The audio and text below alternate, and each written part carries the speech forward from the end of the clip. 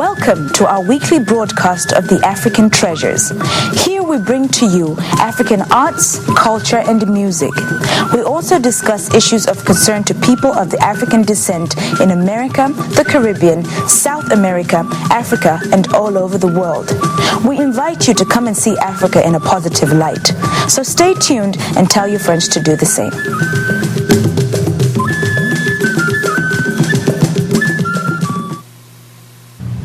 Welcome to African Treasures. I'm Dr. Michael Okeke, your host. This episode of the African Treasures is jointly produced by the Nigerian Television Authority and Canopy Corporation. Our focus today is on Mr. Joe Ito and his soil and environmental testing services here at Metropolitan Atlanta. Welcome to the show, Mr. Ito. Thank you, Dr. Okeke. For the benefit of our viewing audience, can you please tell us a little bit about your background, like where you were born, educated, and that kind of stuff? I was born in Nigeria, raised in Nigeria. I went through high school there, did my undergraduate studies at the University of Ibadan, worked for the National State Council, and moved to the United States in early 1984 for graduate studies at the Georgia Institute of Technology.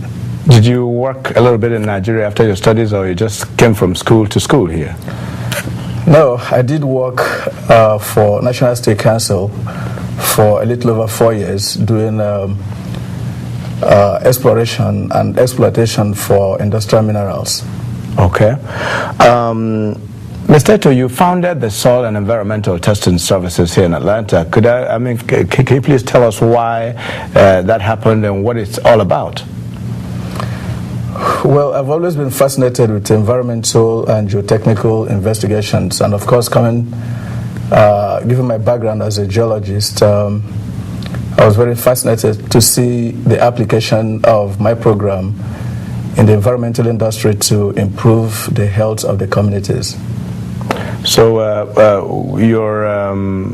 I understand you do some geotechnical, civil engineering, environmental services and stuff like that. Can you just break it down and tell us what they each mean?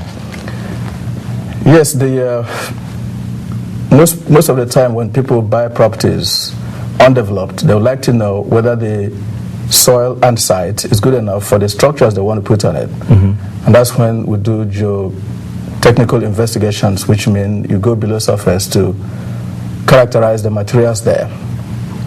Of course, after that, when they start construction, you want to do materials testing to make sure that the construction materials meet the design parameters by the design engineers. Okay. And the environmental engineering helps to assess the environmental conditions on a site that is going to be developed, or even on existing structures, to see whether there is any concerns there about health risks associated with the buildings. Okay. And do you do any kind of waste management? Is that incorporated in what you do? Yes, we do waste management, including designs and construction management of landfills, engineered landfills. Mm-hmm. Well, we're going to take a little break here and take a little trip to your work site where you have your company, where your company is situated, and take a look at that a little bit and come back. So please don't go away. Stay tuned. This episode of the African Treasures is jointly produced by the Nigerian Television Authority and Canopy Corporation. Our focus today is on Mr. Joe Ito and his soil and environmental testing services here in Metropolitan Atlanta. We're here on the 2.5 acre property that holds the building where Mr. Joe Ito has his office. This building has different sections: the geotechnical laboratory, the organic laboratory, the inorganic laboratory, and his executive office, land and soil testing laboratories, and you'll be amazed when we get inside and show you all these things. So this is the building where he does his work, and it's very, very admirable, and I want to thank you for coming in today to view what we have to show here today. Welcome back again to African Treasures. I'm Dr. Michael Okeke, your host, and my guest today is Mr. Joe Etoh, the founder and the CEO of the Soil and Environmental Testing Services here in Metropolitan Atlanta. Welcome again. Thank you. Yeah, Mr. Joe Etoh, before we went on break to take a look at your work site where you have your company, we were talking about waste management. And my question is, how do you think we're going to replicate your success in business here? How can we apply it to Nigeria and help develop our country? How do you think? Because we have a big problem in waste management. Our big cities are almost decaying, Lagos, Ibadan, Onitsha, and all these places. So how do you think your company can help in getting the country where it's supposed to be? Well, there's no doubt there is a large demand for waste management, particularly solid waste management in Nigeria. We can help. We first of all have to educate the people on how to be responsible for what they produce domestically as well as industrially.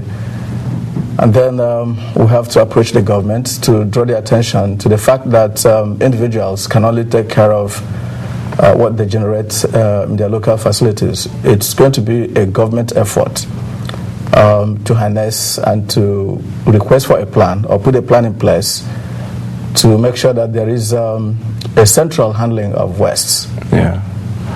Well, I'm sure you've been to Abuja, the capital of Nigeria. You've been there. Yes, I have been there. I visited there 2002, I think, and I was very, very impressed with the cosmopolitan nature of the city.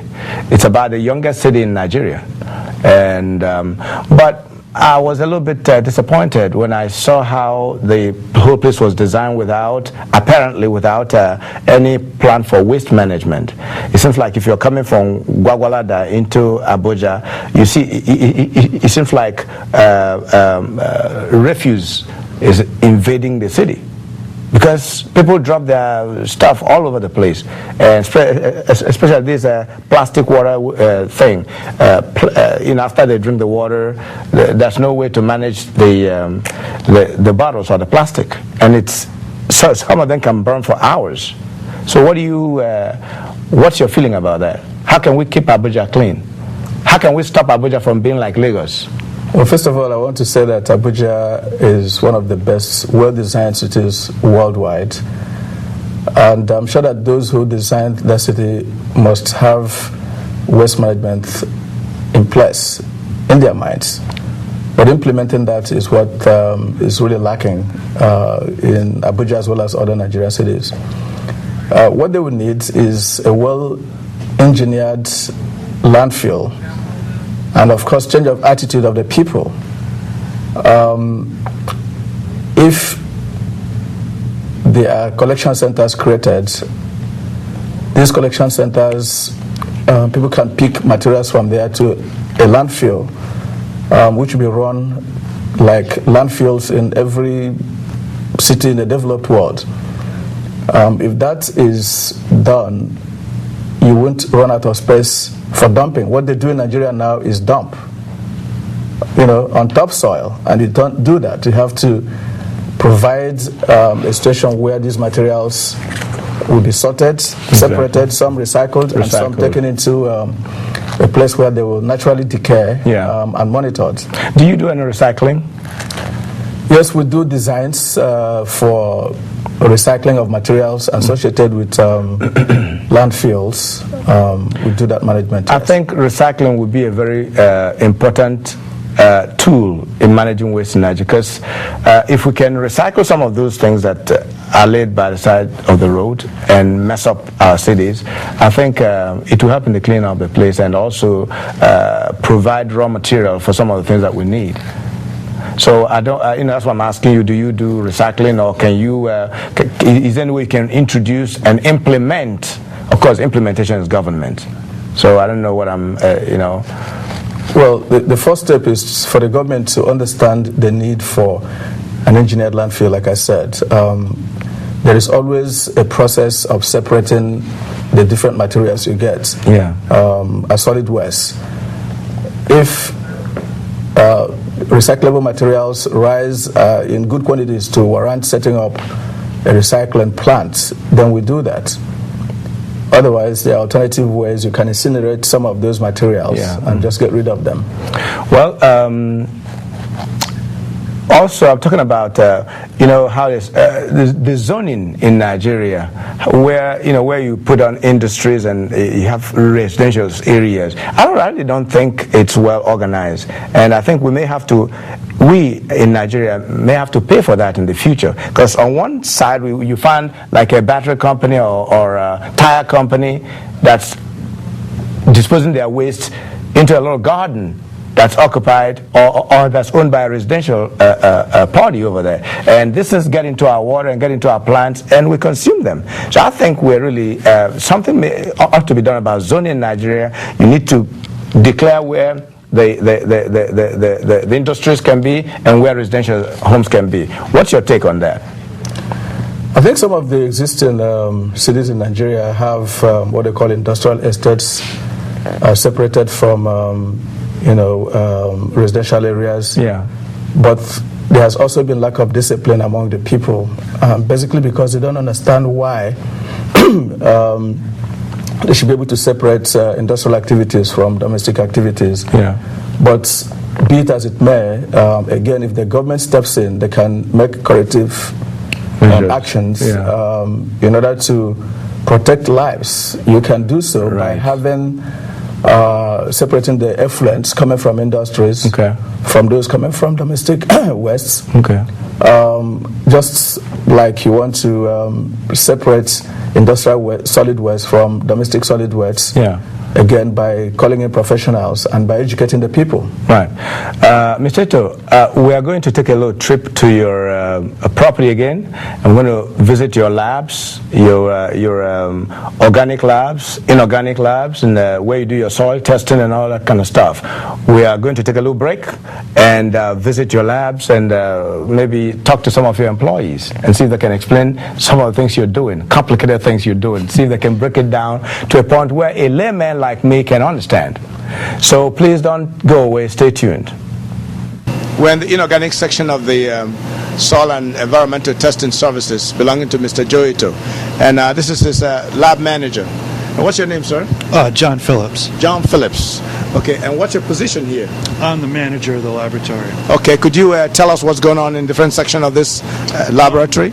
This here is the inorganic section, and we analyze for metals here. We use what's called an ICP, which is stands for inductively coupled plasma. And what it does essentially is it takes a sample and ionizes it, breaks it down into its components, and then a detector on the instrument is able to detect the various metals that are present in the sample. And of course, some of the metals are of concern, such as lead or chromium, different health effects. Very detrimental health effects can be seen when people are exposed to these different heavy metals in large quantities. And so we analyze water and soil to determine what metals are present and what concentrations, and whether there's any danger to people who might be drinking water or come into contact with soil from contaminants that might be present. What's going on here? She's preparing some samples for analysis. What we do is we take, for example, a water sample and we treat it with acids, and that takes the metals and frees them up for analysis on the instrument. Tell us what's happening. In ICP-MS, it has a mass spectrometer for a detector, and this is a very highly sensitive instrument which is able to detect down to the parts per trillion levels. Parts per trillion, and so it's very useful, for example, for drinking water samples where it's necessary to establish that certain contaminants like lead and such are not present at concentrations that would cause harm to people. So this is an extremely sensitive instrument here.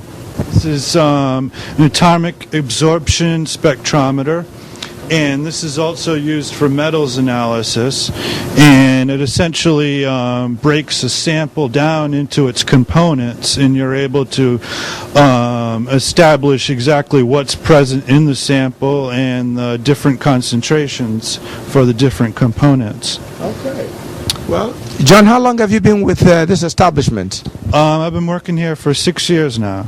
What is this room and in this laboratory used for, and what are these equipment? This here is called an HPLC. It stands for a high-pressure liquid chromatograph, and it's used to analyze for polynuclear aromatic hydrocarbons and explosive residues. And essentially what it does is it takes a sample and separates out the, for example, if we're testing for explosive residues, it will separate those residues from the rest of the sample, and it's able to detect exactly what compounds are present and in what concentrations. That gentleman there is trying to determine the bulk density of soil from one of our construction sites. What kind of education? You say he's an engineer? He's a materials engineer. Okay.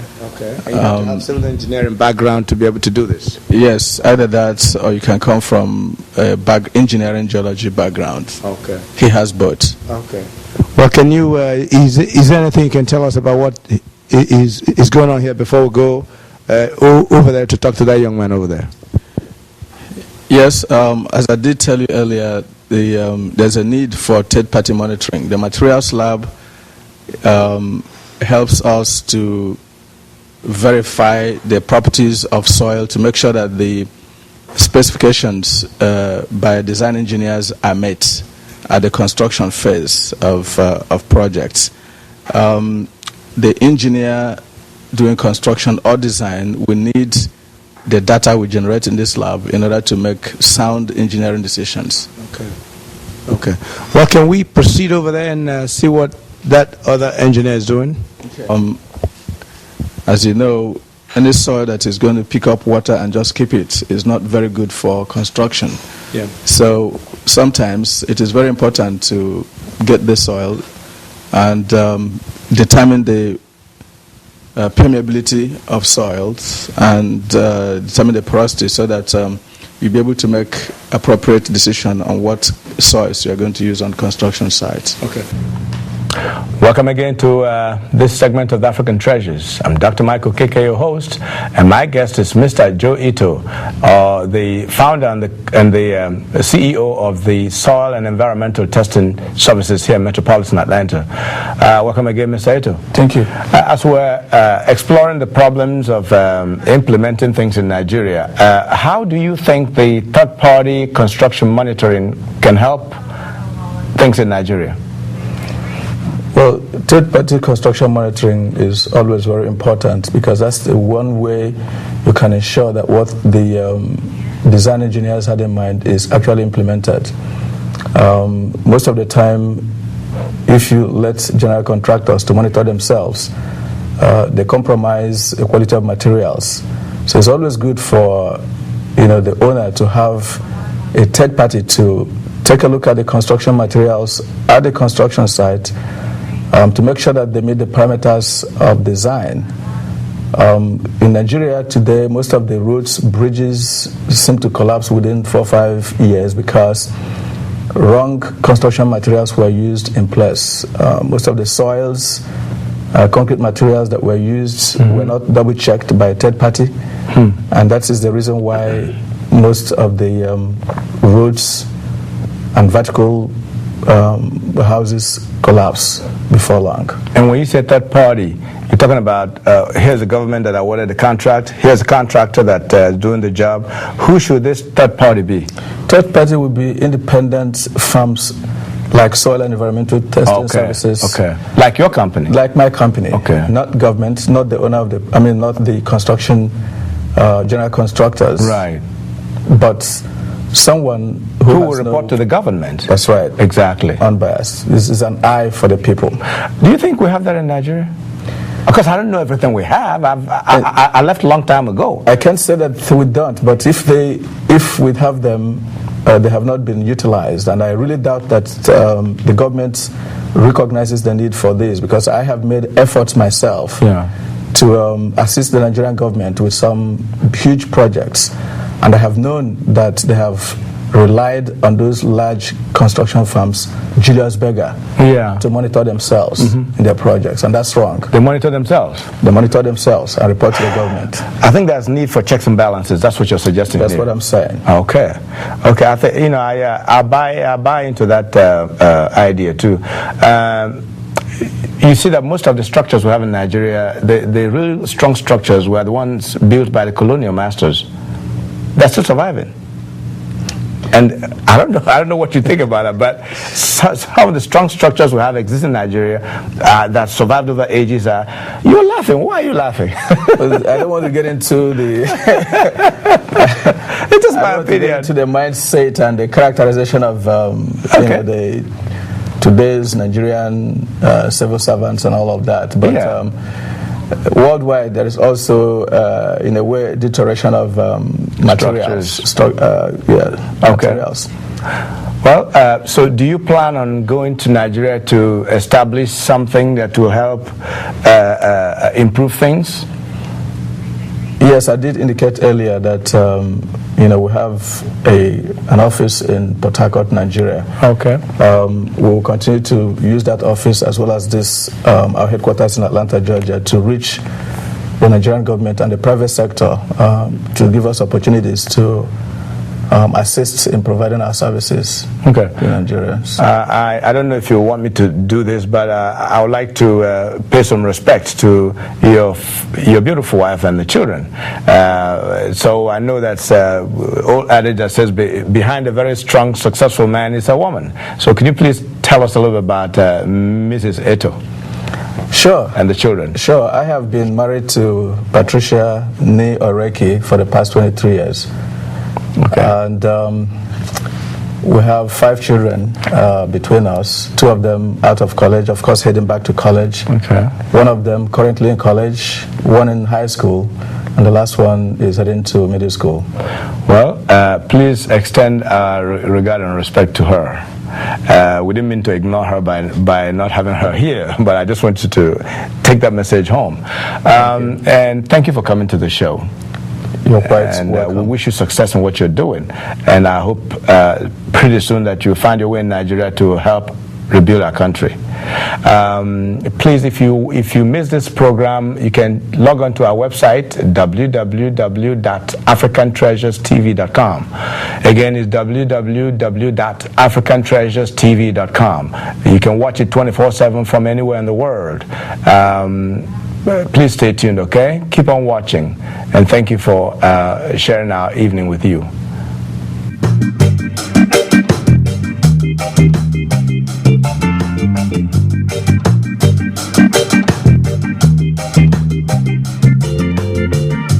In these times of chaos and confusion, the system pushes obscurity and illusion. They got the poor living in such a mess, destroying their love with unnecessary stress. I said enough things is going on. It's rough. The system making it rough on eyes, tough. The tough get going well. I say rough. It gets rough, so don't let the system get you down. You're feeling down low, cause you're covered in your neighbor. Plagued with thoughts of feeling inferior, and troubling your heart with egos and vanity. But I tell you, sir, no, those ways won't bring prosperity. I said enough things is going on. It's rough. The system making it rough on eyes, tough. The tough get going, whoa, I say it's rough, rough, rough, it gets rough, so don't let the system get you down.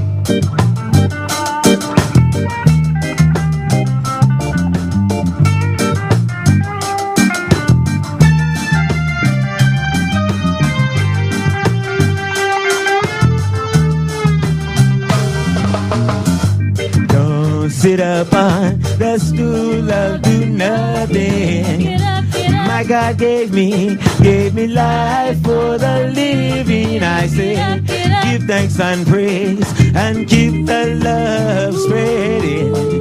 The dead's gonna bury the dead and the living, yes, they shall be fed. I said enough,